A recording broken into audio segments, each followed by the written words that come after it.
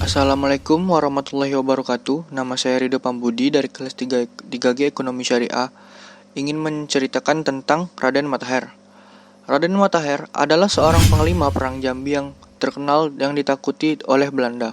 Setelah wafatnya Sultan Taha Saifuddin pada tahun 1904, komando perlawanan terhadap Belanda di Jambi dilanjutkan oleh Raden Matahir, yang oleh masyarakat Jambi dikenal sebagai Singo Kumpeh.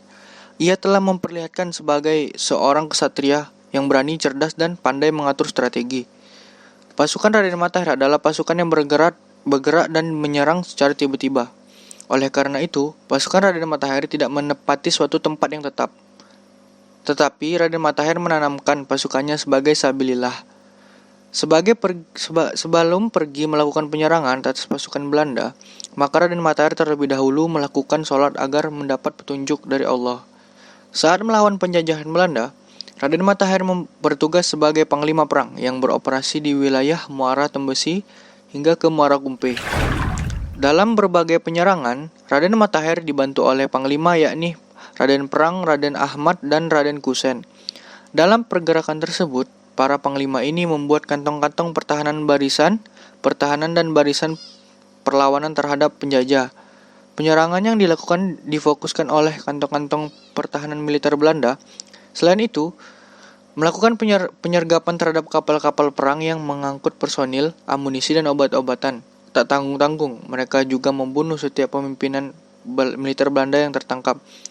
Saat melakukan perang gerilya bersama pasukan Panglima Tunduk Suto Alus, Raden Matahir berhasil merampas peti baja milik bea cukai Belanda yang berisi 30.000 kap tongkat serta beberapa dokumen penting Belanda yang lainnya di Bayung Lincir, perbatasan antara Jambi dan Palembang.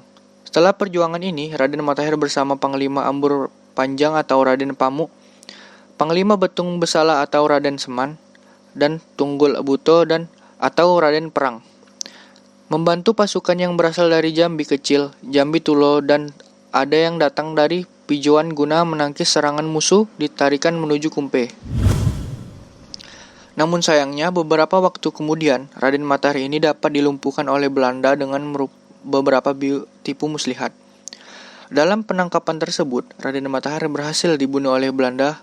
Ia ditembak mati ketika sedang berada di rumahnya pada tanggal 7 September 1907. Dalam operasi militer Belanda, namun sebelum Raden Ahmad yang adalah kakaknya kandung dari Raden Matahir tewas, saat selesai sholat maghrib terkait wafatnya Raden Matahir, Belanda menyatakan nadat in September 1907 Raden Matahir. Sekian dari saya. Assalamualaikum warahmatullahi wabarakatuh.